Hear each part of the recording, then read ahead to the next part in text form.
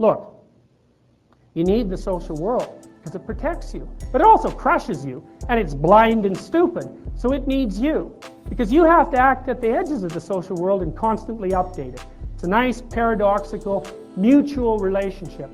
Well, you need chaos too, and this is Dostoevsky's example. You know, think if there was a utopia, everything's perfect.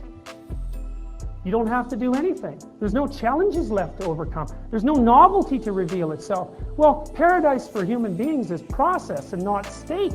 We like to be involved and engaged in something we consider meaningful and important. We don't want to be at the end point of the journey.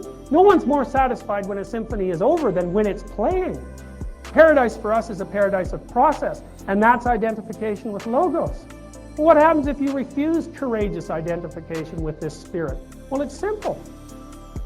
It's your creative capacity and your exploratory courage that allows you to extract information from the world. You need that information to build your character. You need to build your character because life is hard. It's tragic. It's tragic because we're vulnerable. And if you don't take full advantage of everything the world offers you in terms of information, you'll make yourself weak.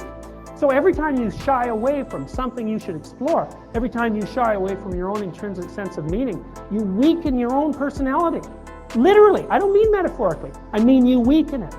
Well, what do weak people need? Well, they need strength. Weak people need totalitarian belief systems. They hide inside them like a turtle who won't put out its head hides inside a shell. And that means that individual cowardice and refusal to advance courageously into the unknown is the process that pathologizes social structure. And what that implies is something very much like religious traditions have always said, which is, in some weird way, you're the center of the world. Well, how about you construe that rationally? Think of a neural network. Mathematical demonstrations in the 1980s. You are connected to every single person in North America by a maximum of 4 intermediaries. You think that you're one mote among 6 billion, but you're not. You're at the center of a very interactive network.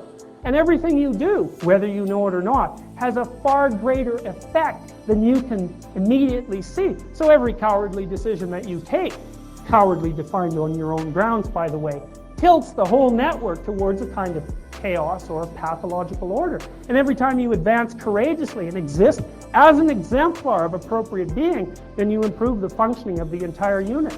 And that means that in a paradoxical way, as I said before, everybody can be reasonably construed as an embodiment of Christ. Well, you could say as well that there's a terribly negative aspect of that as well, which is that the alternative to that is to be an embodiment of the process that exists precisely in opposition to that.